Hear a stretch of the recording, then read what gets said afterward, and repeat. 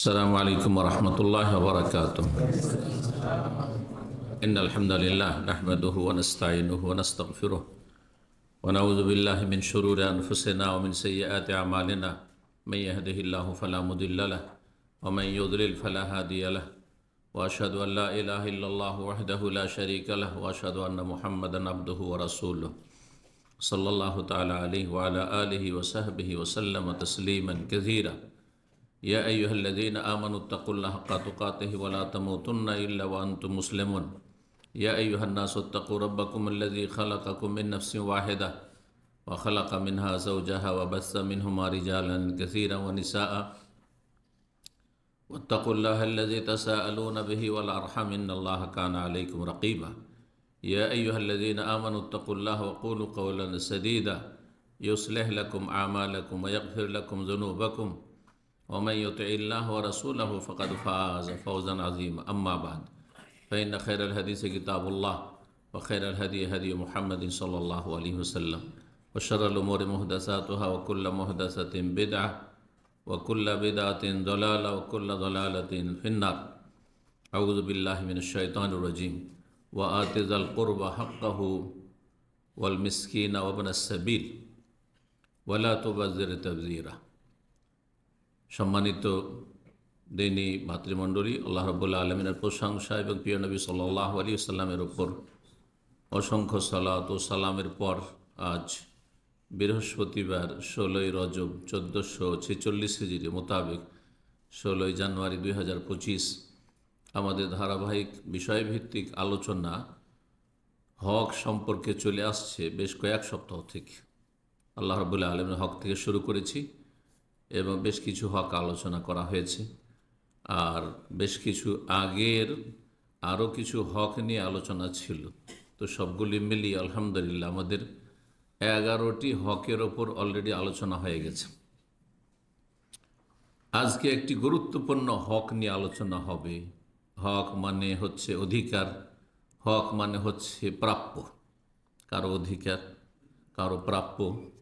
আর হক শব্দটি আমরা বুঝি যে হকের আরেকটি অর্থ হয় হক আর বাতিল। বাতিলের মোকাবেলায় যখন হক হয় তার মানে ন্যায় বা সত্য, কিন্তু এখানে হক মানে হচ্ছে ন্যায্য অধিকার কারো অথবা প্রাপ্য কি আপনার কাছ থেকে পাবে, আপনি কারো কাছ থেকে পাবেন। একজন মানুষ আরেকজনের কাছ থেকে কিছু পাবে, যেটাকে প্রাপ্য বলা হয়। আপনার হক কিছু রয়েছে আমার ওপর, আমার হক রয়েছে আপনাদের ওপর। এই সম্পর্ক আল্লাহ রাব্বুল প্রতিটি মানুষের রেখেছেন। আর সবচেয়ে বড় হক হচ্ছে হকুল্লাহ, আল্লাহ রাব্বুল আলামিনের হক। জি, আর তারপরে আল্লাহ রাব্বুলের হকেরই একটা গুরুত্বপূর্ণ দিক হচ্ছে রাসূলুল্লাহ সাল্লাল্লাহু আলাইহি ওয়াসাল্লামের হক। এই কথাটি এর আগেও বলেছি। এই জন্য কোরআনে কারীমের আয়াতে সূরা নিসাতে যে হকগুলি 10টি বর্ণনা আল্লাহ করেছেন, সেখানে রাসূলুল্লাহ সাল্লাল্লাহু আলাইহি ওয়াসাল্লামের হককে আলাদা করে বর্ণনা করেননি।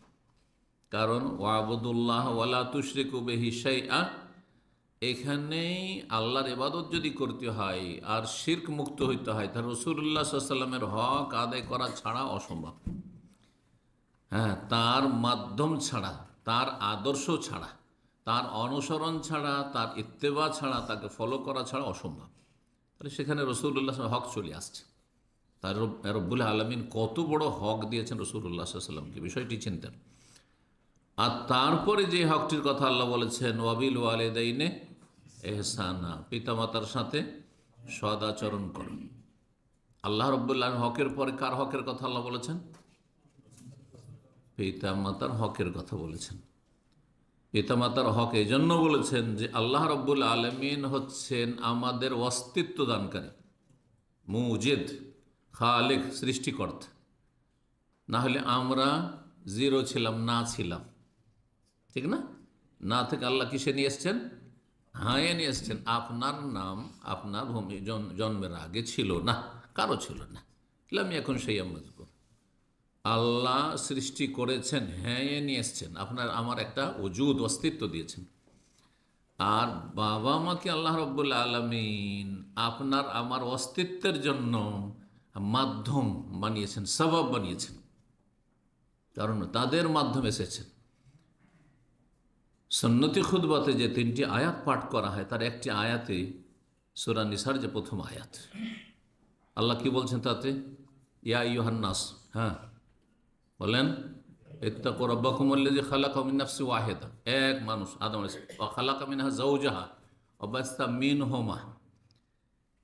বাসসা মিনহুম আদম হাওয়া থেকে, অথবা তোমাদের সরাসরি হচ্ছে বাবা মা থেকে, তাদের মাধ্যমে বহু মানুষকে পৃথিবীতে আল্লাহ কি দিয়েছেন? ছড়িয়ে ছিটিয়ে দিয়েছেন। তাহলে এখানে বাবা মায়ের হক চিকিয়ে আপনাকে অনুভব করতে হবে। বাবা মায়ের হক নিয়ে আমরা আলাদা করে এখন আলোচনা করব না, সেই জন্য ভূমিকাতে বলে নিচ্ছি। আর এই জন্য আরেকটি কারণ বলার, যে আজকের বিষয়বস্তু হয়তো এখনও সেখানে পৌঁছেনি, সেটি হচ্ছে আত্মীয়দের হক। কার হক? আত্মীয়তার হক। আত্মীয়তার সম্পর্ক কেমন হবে, আত্মীয়দের যে হক রয়েছে, অধিকার রয়েছে, প্রাপ্য রয়েছে। আপনি কারো আত্মীয়, আপনার কিছু তাদের কাছে পাওনা রয়েছে, প্রাপ্য রয়েছে, আর আপনার ওপর তাদের কিছু কি রয়েছে, হক রয়েছে। পরস্পর হকগুলিকে আদায় করবে। সবচেয়ে নিকটের আত্মীয় যদি আপনাকে জিজ্ঞেস করা হয়, নিকটের আত্মীয় কে হবে? হ্যাঁ, বাবা মা। বাবা মাকে ওলামারা যেহেতু আল্লাহর মানে আলাদা করে, আত্মীয়দের ছাড়া আলাদা করে পৃথক করে বর্ণনা করেছেন, সেই জন্য নিকট আত্মীয় বলতে গিয়ে ভাই বোন দিয়ে শুরু হয়, আর তারপরে তখন ভাই বোনের পরে কাদের দিয়ে শুরু হয়? আপনার চাচা আছে, ইত্যাদি ইত্যাদি, মায়ের দিক থেকে, বাবার দিক থেকে ইত্যাদি, এইসব। তার আগে বলতে হয় দাদা, দাদি, নানা, নানি ইত্যাদি। এই জন্যই যে বাবা মার কথা আল্লাহ বিশেষভাবে পৃথকভাবে উল্লেখ করেছেন। এটা একটি গুরুত্বপূর্ণ দিক, যে জাল কোরবা, আত্মীয়, আকারেব, আত্মীয়দের এই শব্দটিতে বাবা মা সামিল। তারপরে আল্লাহ বলছেন ওয়াবিল ওয়ালিদাইনি ইহসানা, আলাদা করে আরো বর্ণনা করেছেন। তাহলে বুঝতে হবে যে তাদের কত বেশি অধিকার রয়েছে, ভাই বোনের তুলনায়, তারপরে চাচাদের তুলনায়, মামাদের তুলনায়, অন্যদের তুলনায়, যারাই আপনার সাথে রক্তের সম্পর্ক রাখে বাবার দিক থেকে অথবা মায়ের দিক থেকে, সহজ ভাষা, তারা হচ্ছে আপনার আত্মীয়। এটা হচ্ছে আরহাম, রক্তের আত্মীয়। আর শ্বশুর বংশের সাথে যে আত্মীয়তা, যেটাকে আজকাল অনেক বেশি গুরুত্ব দেওয়া হয়েছে, সেটা কিন্তু এইরকম সম্পর্ক নয়, সেটা হচ্ছে মোসাহারাত, বৈবাহিক সম্পর্কের মাধ্যমে। ফাজালাহু নাসাবাম ও সেহরা, আল্লাহ বলেছেন বংশীয় সম্পর্ক, আরেকটা হচ্ছে সেহরা, বৈবাহিক সম্পর্ক। আল্লাহ কোরআনে বলেছেন, এটি আল্লাহ রাব্বুল আলামিনের অনুগ্রহ যে সম্পর্ককে দুই ভাগে ভাগ করেছেন।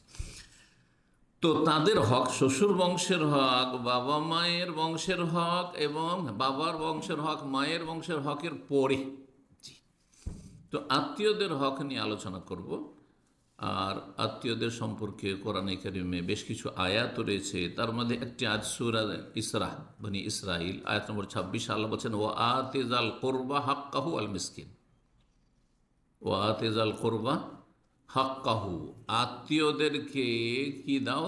তাদের হক দিয়ে দাও। যে তোমার আত্মীয়, তাকে তার হক দিয়ে দাও। তার হক আছে, আল্লাহ বলছেন হাক্কাহু, তার হক দিয়ে দাও। তারপরে মিসকিন, আর তারপরে যারা মুসাফির, তাদের কথা আল্লাহ বলছেন। এখানে প্রথম হক আল্লাহ আত্মীয়দের কথা বলেছেন। এইরকম আরেকটি আয়াত সূরা রুমে রয়েছে, সেখানে রয়েছে ফাআতিজাল কুরবা হাক্কাহু, আত্মীয়দেরকে হক আদায় করো, আত্মীয়দের হক আদায় করো।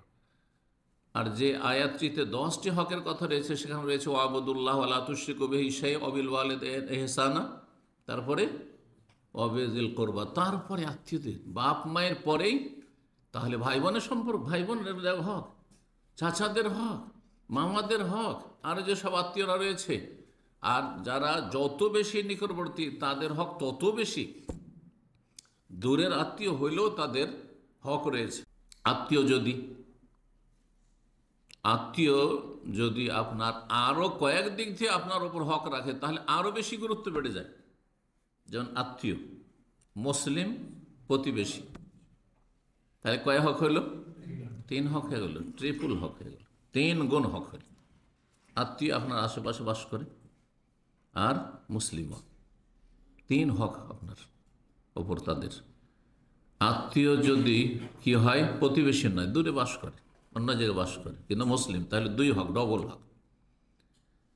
আত্মীয় প্রতিবেশী কিন্তু অমুসলিম, তারপর হক আছে, তারপরে হক আছে, কিন্তু একটা হক আছে।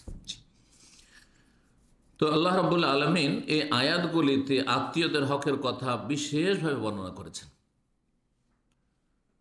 এই আত্মীয়তার সুসম্পর্ক বহাল রাখা এর হুকুম কি, আর বিচ্ছিন্ন করার হুকুম কি, সম্পর্ক না রাখার হুকুম কি। হুকুম যখন জিজ্ঞাসা করা হবে তখন ফোকাহারা বলেছেন যে হুকুম হচ্ছে 5টির একটি, 5টির একটি। কে বলতে পারে? যেহেতু এগুলো আমি যখন তখন আলোচনা করি, যারা নিয়মিত আমাদের ছাত্র অবশ্যই বলতে পারবেন। কয়টি হুকুম বললাম? 5টি। কি? একজন বলবে। কে বলবে? হ্যাঁ, না বলেন। ফরজ বা ওয়াজিব, হ্যাঁ, বিপরীত একেবারে হারাম, তার দিক, হ্যাঁ একেবারে বিপরীত, অপোজিট, হ্যাঁ, সুন্নাত বা মুস্তাহাব বলেন, মুস্তাহাব একটু, মুস্তাহাব, হ্যাঁ হ্যাঁ, আর ওর বিপরীত হচ্ছে মকরু, 4টা হয়ে গেল। আর মাঝখানে এদিকে না ওইদিকে না, সেটা হচ্ছে জায়েজ, মুবাহ, 5টি হক। তো আত্মীয়দের যে হক, সেই হকটি কি ফরজ ওয়াজিব, না মুস্তাহাব, না সুন্নত কাজ, হ্যাঁ, নাকি মকরু কাজ, না মুবাহ কাজ? হ্যাঁ, ফরজ। জি, আত্মীয়তার সুসম্পর্ক বহাল রাখা ফরজ। যখন কোনো কাজ ফরজ হয় সেটা পরিত্যাগ করা, তার বিপরীত কাজ করা, তার বিরোধিতা করা হচ্ছে হারাম। তাহলে আত্মীয়তার সম্পর্ক ছিন্ন করা বা আত্মীয়দের হক নষ্ট করা, আত্মীয়দের হক না দেওয়া হচ্ছে কি হারাম। আর হারাম মানে সাগিরা গুনাহ না কাবিরা গুনাহ? কাবিরা গুনাহ। আছে। ইমাম কুরতুবী রাহিমাহুল্লাহ বলছেন, ইত্তাফাকাতিল মিল্লাত, সমস্ত আসমানি ধর্ম, আসমানি দিন, মানে দিনে ইসলাম, দিনে হক কিয়ামত পর্যন্ত। কিন্তু আগে যে দিনগুলি দিনে হক ছিল, ঈসা আলাইহিস সালামের নিয়ে আসা দিন, মুসা আলাইহিস সালামের দিন, দাউদ আলাইহিস সালামের দিন, ইত্যাদি ইত্যাদি, আম্বিয়া রসুলগণের যে আদিয়ান সামাউই, সমস্ত মিল্লাত একমত। আর বিশেষ করে উম্মতে মুসলিম আর যত মাযাহিব রয়েছে, হানাফি, শাফি, মালিকি, হাম্বলি, সালাফি, খালাফি, সমস্ত একমত কি আন্না সিলাতার রাহমে ওয়াজিবাতুন, আত্মীয়তার সুসম্পর্ক বহাল রাখা হচ্ছে ওয়াজিব, ফরজ। আর ওয়াজিব আর ফরজে কোনো পার্থক্য নেই। এটা শুধু হানাফি ফেকার পরিভাষা, একটু ওয়াজিবকে হালকা করে দাও ফরজ জাতি। কিন্তু শাফি, মালিক, আহমদ, মুহাদ্দিসিনে কেরাম, সাহাবায়ে কেরাম থেকে শুরু করে আজ পর্যন্ত সবাই বলছেন ওয়াজিব মানে বাধ্যতামূলক করণীয়, আর ফরজ মানেও বাধ্যতামূলক।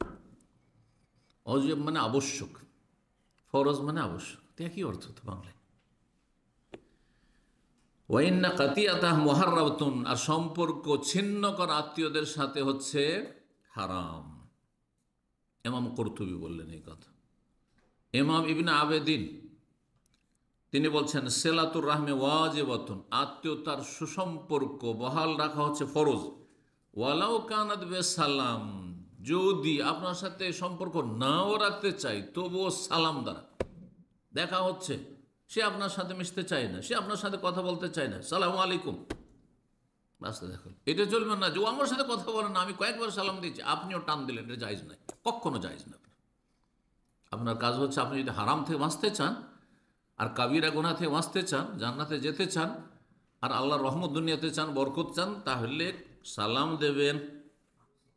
আর তারপরে সুযোগ পেলে হাদিয়া তোহফা উপঢৌকন দিবেন, মাঝে মাঝে সচ্ছলদেরকে, অভাবী হলে তাদের দান সাদকা করবেন, ওদের ডবল নেকি পাবেন অন্যদের সাদকা করার চাইতে। সার্বিক সহযোগিতা, যা আপনার সহযোগিতা সম্ভব আপনার দ্বারা। কেউ মানুষ এমন আছে বিদ্যা বুদ্ধি দিয়ে সহায়তা করতে পারবে, কেউ সময় দিয়ে, কেউ শ্রম দিয়ে, কেউ পরামর্শ দিয়ে, ইত্যাদি ইত্যাদি। কেউ পাশে দাঁড়িয়ে সুখে দুঃখে, সুখের সময় চলে আসলো, দুঃখের সময় ছুটে আসলো, একটু অসুস্থতার কথা নাম শুনলে ছুটে আসলো, এইভাবে হক আদায় করা। বসা, মজাল আসা, এই নয় যে আত্মীয় ব্যাস মেসেজ দিলাম দূর থেকে, দেখা সাক্ষাৎ নেই। মজাল আসা, বসতে হবে, বসার সুযোগ থাকে।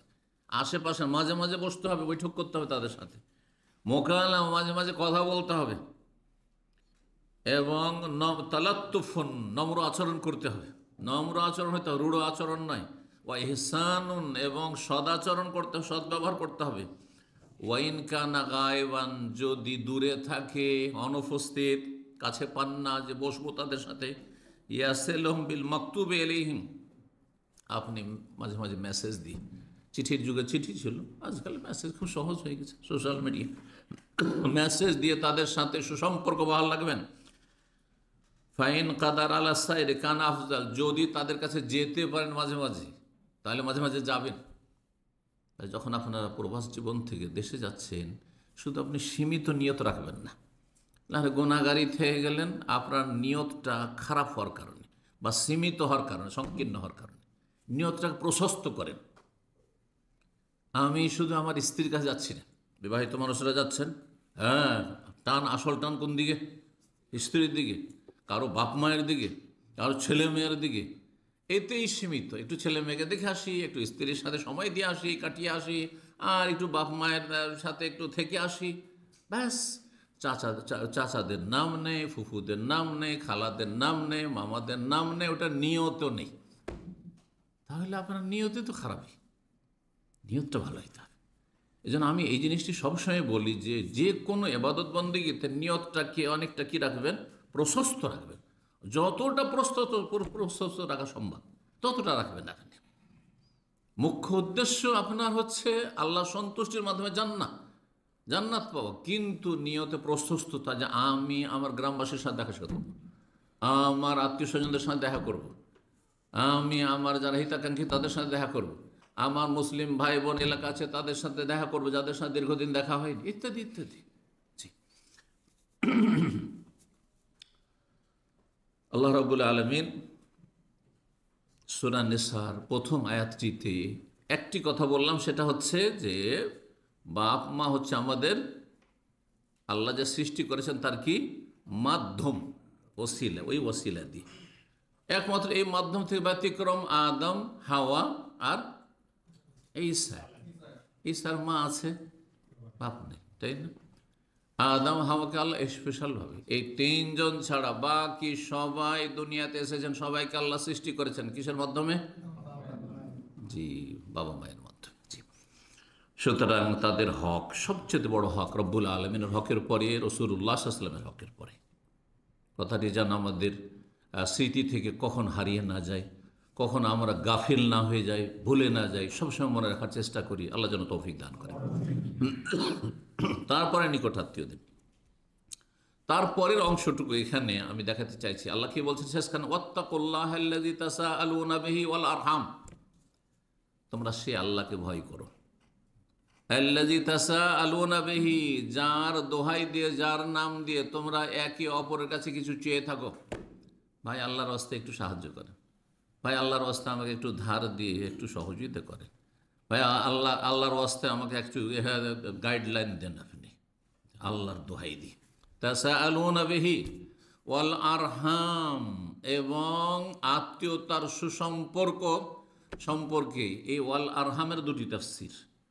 একটি হচ্ছে যে তোমরা আল্লাহর দোহাই দিয়ে একে অপরের কাছ থেকে কিছু চেয়ে থাকো, আর আত্মীয়তার দোহাই দিয়েও চেয়ে থাকো। হ্যাঁ, তাসাআলুনা বিহি বিল্লাহি ওয়া বিল আরহামে, আত্মীয়তার দোহাই দিয়ে মানুষ একে অপরের কাছে সাহায্য চায়। ভাই রে, তুই আমার মায়ের পেটের ভাই, হ্যাঁ, তুই আমার খেয়াল রাখবি, বলেন না? হ্যাঁ, বাবা মা বলেন না? জি, বাবা মাকে বলেন না ছেলেরা? জি, ইত্যাদি ইত্যাদি। তাহলে আরহাম, আত্মীয়তার সম্পর্কের মাধ্যমে মানুষ কি চায়?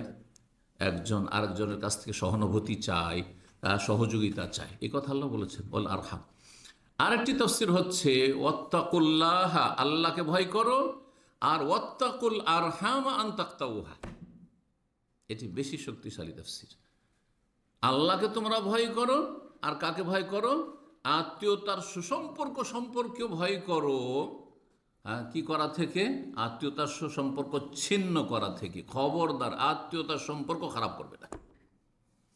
ওয়াত্তাকুল আরহাম আন তাকতাউহা। তো আল্লাহ রাব্বুল আলামিন তাহলে এই যে গুরুত্বপূর্ণ আয়াত, যে আয়াতটি যে কোনো প্রয়োজনে খুতবাতুল হাজা, এই খুতবাটিকে আমাদের দেশে আবার এর নামটিকে সীমিত করে দিয়েছে বিয়ের খুতবা। এর নাম কি পড়ে গেছে? এমনকি আহলে হাদিস সমাজ বুঝে না, হ্যাঁ বিদাতি তো বুঝেই না, কিন্তু যারা সুন্নত মোতাবেক চলে তারা মনে করে এটা বিবাহের খুতবা। আর নবী সাল্লাল্লাহু আলাইহি ওয়াসাল্লামের সব কিছুরই খুতবা, যে কোনো কথা বলতে লাগলে 3টি আয়াত পড়ে খুতবা পড়তেন, যে কোনো প্রয়োজনে খুতবা, সেটা ছোট দার্স হোক, বড় দার্স হোক, কোনো একটা উপদেশ হোক, জি যে কোনো প্রয়োজনে। তো এটি গুরুত্বপূর্ণ যে নবী সাল্লাল্লাহু আলাইহি ওয়াসাল্লাম যে কোনো প্রয়োজনে আল্লাহর প্রশংসার সাথে শুরু করেছেন, এবং সেই প্রশংসার সাথে 3টি আয়াত, যাতে আত্মীয়তার সুসম্পর্ক বহাল রাখার জন্য তাকিদ করা হয়েছে, আর বিচ্ছিন্ন করাকে কঠোরভাবে নিষেধ করা হয়েছে।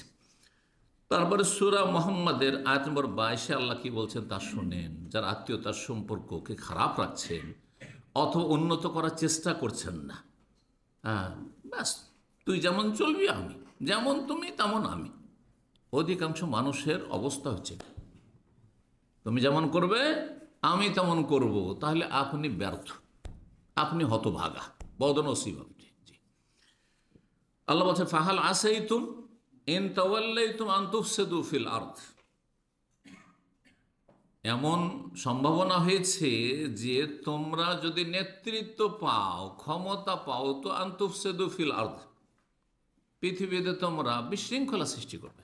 দেখেন ক্ষমতার দাপটে কি যে জুলম, অত্যাচার আর শোষণ আর পীড়ন, আর তারপরে স্বজন প্রীতি, আর যত রকমের অবিচার, অন্যায় আর দুর্নীতি হয় অধিকাংশই, ইল্লা মান রাহিমাল্লাহ, হ্যাঁ যাদের মধ্যে আল্লাহর ভয় ভীতি রয়েছে এবং রবের সামনে দাঁড়িয়ে হাজির হয়ে হিসাব দিতে হবে চিন্তা রয়েছে। আম্মামান খাফা মাকামা রব্বিহি, রবের সামনে দাঁড়িয়ে, ওয়ালিমান খাফা মাকামা রব্বিহি জান্নাত, রবের সামনে দাঁড়াতে হবে এই চিন্তা আছে। কয়জনে ক্ষমতা আসলে এগুলোর কথা ভুলে যায়, মনে থাকে না, পয়সা হলে ভুলে যায় মানুষ। ওয়াতুকাত্তিউ আরহামাকুম, আর তোমরা ক্ষমতার দাপটে কি করো, আত্মীয়তার সম্পর্ককে তোমরা ছিন্ন করে থাকো। কখন মানুষ আত্মীয়তার সম্পর্ক ছিন্ন করে, কারোর সাথে সম্পর্ক রাখতে চাই না, আমি কারো ধারধারি না, আমার সাথে চলুক আর নাই চলুক, আমার কোনো অভাব আছে। ইন্নাল ইনসানা কাল্লা ইন্নাল ইনসানা লা ইয়াতগা আর রাআহু ইসতাগনা, মানুষের বদ স্বভাব হচ্ছে, বদ প্রকৃতির নেচার হচ্ছে যে মানুষ সীমালঙ্ঘন করে, বাড়াবাড়ি করে, কখন, যখন দেখে যে আমি ইস্তাগনা, অভাব মুক্ত হয়ে গেছি, অমুখাপেক্ষী হয়ে গেছি, আমি কারো ধারধারি না, আমার সাথে চললে তার ফায়দা, আমার কোনো লাভ নেই, আমার কোনো স্বার্থ মনে করি না, আমি অন্যের সাথে চলবো, পয়সার বলে চলবো, আমি ক্ষমতার বলে চলবো, হ্যাঁ আমি আমার বিদ্যা বুদ্ধির বলে চলবো, তখন মানুষ পাপে লিপ্ত হয়ে যায়, তখন মানুষ অত্যাচার করে আর মানুষের হক নষ্ট করে, আত্মীয়দের হক নষ্ট করে, অন্য অন্য হক নষ্ট করে। তাই আল্লাহ বলছেন ওয়াতুকাত্তিউ আরহামাকুম, তোমরা আত্মীয়তার সম্পর্ককে ছিন্ন করবে, যদি এমনটা করো তাহলে কি শাস্তি শোনো। উলাইকাল্লাযীনা লানাহুমুল্লাহ, যারা আত্মীয়তার সম্পর্ক ছিন্ন করে আর বিশৃঙ্খলা সৃষ্টি, আত্মীয়তার সম্পর্ক ছিন্ন করলে বিশৃঙ্খলা, বাড়িতে ছত্রভঙ্গ, হ্যাঁ অন্তরগুলি সব একবারে ছড়িয়ে ছিটিয়ে গেছে, এক জায়গায় বসলেও অন্তরের সাথে গায়ে, এমনকি গায়ে গা মিলালেও আর মহানাকা কোলাকলি করলেও শরীর মিলেছে, চামড়া মিলেছে, কিন্তু কলম মিলেনি। জি হ্যাঁ, কলম মিলেনি। আল্লাহ বলছেন তাদের ওপর আল্লাহর লানত রয়েছে যারা আত্মীয়তার সম্পর্ক ছিন্ন করে। আল্লাহু আকবার, লানত কবিরা গুনার ওপর হয়। লানত মানে বুঝেন, আমাদের ভাষাভাষীর লানত শব্দটি এর ব্যাপকতা বুঝে না, যার ফলে মনে লানত, কিন্তু গজব ওর বুঝে। একটা বাংলা ভাষীও আল্লাহর গজব পড়বে মাথা খারাপ হয়ে যাবে, আল্লাহর গজব মাথা খারাপ হয়ে যাবে, কিন্তু আল্লাহর লানত বুঝেই না যে লানত, অথচ গজব চাইতে কম লানত নয়। লানত মানে আল্লাহর রহমত থেকে বঞ্চিত, আল ইবাদ আন রাহমাতিল্লাহ, আল্লাহর রহমত থেকে দূর করা আল্লাহর পক্ষ থেকে ঘোষণা। লানাহুমুল্লাহ, আল্লাহ তার রহমত থেকে দূর করে দিচ্ছেন, না দুনিয়াতে রহমত না আখিরাতে রহমত, আর আল্লাহর রহমত ছাড়া জান্নাতে যাওয়া যাবে না। জি, উলাইকাল্লাযীনা লানাহুমুল্লাহ, যারা আত্মীয়তা সম্পর্ক ছিন্ন করে তাদের আল্লাহ লানত করেছেন। ফাআসাম্মাহুম, এবং তাদেরকে আল্লাহ কি করেছেন, বহিরা করেছেন। হ্যাঁ, ওয়া আমা আবসারাহুম, এবং তাদের চোখকে অন্ধ করেছেন, কান থেকে ও তারা শোনে না, মানে ভালো কথা শোনে, উপদেশ নেয় না, আর তাদের চোখ থেকেও ভালো মন্দের পার্থক্য করে দেখে না, সব একাকার করে দেয়। হক বাতিল নাই, অন্যায়, তাদের কাছে ভালো মন্দ বলে কিছু নেই। এরা অন্ধ আসলে। এদের অন্তর থেকে অন্তর নেই, এদের চোখ থেকেও চোখ নেই, আর এদের কান থেকেও শ্রবণ শক্তি থেকেও নেই। আল্লাহ রাব্বুল আলামিন এই রকমের বদ স্বভাব থেকে যেন রক্ষা করেন। সহিহ বুখারীতে 5522 নম্বর হাদিস, হাদিস লম্বা হাদিসের একটি গুরুত্বপূর্ণ অংশ। রাসূলুল্লাহ সাল্লাল্লাহু আলাইহি ওয়াসাল্লাম যখন নবী হলেন, আর তারপরে এখান থেকে আবু সুফিয়ান দীর্ঘদিন সে ইসলাম কবুল করেন, শেষ জীবনে ইসলাম কবুল করেছে। তা আবু সুফিয়ান গিয়েছিল ব্যবসা করতে শাম দেশে। সেখানে রোম সম্রাট ছিল হেরাকল। জি, রোম সম্রাটের কাছে রাসূলুল্লাহ সাল্লাল্লাহু আলাইহি ওয়াসাল্লাম তখন চিঠি, সিরাতুন নবীতে আলোচনা করেছি যে নবী সাল্লাল্লাহু আলাইহি ওয়াসাল্লাম রাজা বাদশাদেরকে চিঠি লিখেছিলেন। যখন রোম সম্রাটের কাছে চিঠি পৌঁছিল, তখন চিঠিটির তিনি গুরুত্ব দিয়েছিলেন। যদিও আল্লাহ হেদায়েত নসিব করেনি হতভাগার, সুতরাং হেদায়েত হয়নি, তো চেষ্টা করেনি, সেই জন্য আল্লাহ হেদায়েত নসিব করেননি। আল্লাহ কারো উপর জুলুম করেন না, যদি চেষ্টা করে আল্লাহ ব্যর্থ করেন না। তাহলে করে শুনুন, আপনি চেষ্টা করবেন আল্লাহ ধাক্কা দিয়ে আপনাকে জাহান্নামে পাঠিয়ে দেয়, এটা হয় না। আপনি চেষ্টা করেননি, আপনার কর্মদোষ, তখন আল্লাহ আপনাকে তৌফিক দেননি। জি, আল্লাহর তৌফিক পাওয়ার জন্য সচেষ্ট হইতে হবে, সর্বাত্মক চেষ্টা, মুজাহাদা করতে হবে। ওয়াল্লাযীনা জাহাদু ফীনা। তো এই ব্যক্তির বিশ্বাসও হয়েছিল, কিন্তু দুনিয়ার লোভে, ক্ষমতার লোভে দেখলো যে ব্যাপার স্যাপার খারাপ। যদি মুসলিম হয়তো রাজত্ব তো যাবে, জীবনটা হয়তো চলে যাবে, এত ঝুঁকি নিতে যাব না। তো যখন চিঠিটা গিয়েছিল, তখন মুহাম্মদ সাল্লাল্লাহু আলাইহি ওয়াসাল্লাম সম্পর্কে জানার জন্য সে মক্কাবাসী লোককে খুঁজতে লাগলো, যে তারা বেশি জানে, গ্রামের লোক আমাকে বেশি চেনে, যেখানে ছোটোকাল থেকে আমি মানুষ হয়েছি। জি, মাতৃভূমির লোক বেশি চেনে, অঞ্চলের লোক, বিশেষ করে এলাকার লোক। তো রাসূলুল্লাহ সাল্লাল্লাহু আলাইহি ওয়াসাল্লাম সম্পর্কে বিভিন্ন প্রশ্ন, ইসলাম সম্পর্কে বিভিন্ন প্রশ্ন আবু সুফিয়ানকে দরবারে ডেকে এই রোম সম্রাট করেছিলেন।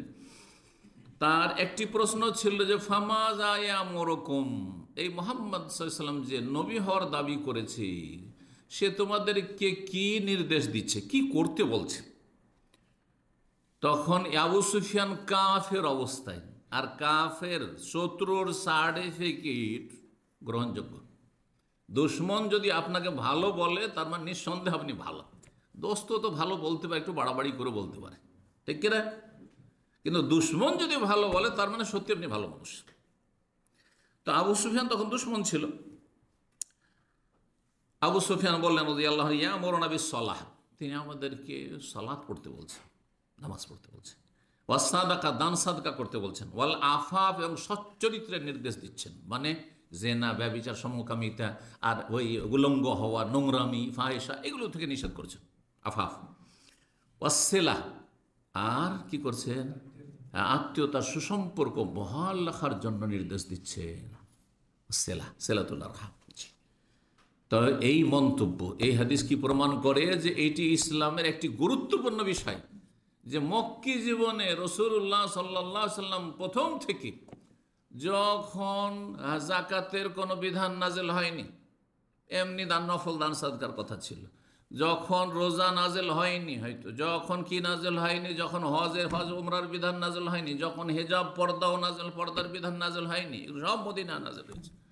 তখন থেকে নবী সাল্লাল্লাহু আলাইহি ওয়াসাল্লাম যখনই মানুষকে কালেমার দাওয়াত দেওয়া শুরু করেছেন, তৌহিদের দাওয়াত দেওয়া শুরু করেছেন, শাহাদাতের, তার সাথে সাথে এই মৌলিক বিষয়গুলি, যেগুলো মৌলিক, চরিত্র, একজন মানুষের চরিত্রবান হওয়ার জন্য কি বিষয়গুলি লাগে, তার একটি হচ্ছে আত্মীয়দের সাথে সুসম্পর্ক বহাল রাখা। কারণ এরা তোমার কাছের, সুতরাং অন্যদের তুলনায় তাদের হক তোমার উপর বেশি রয়েছে।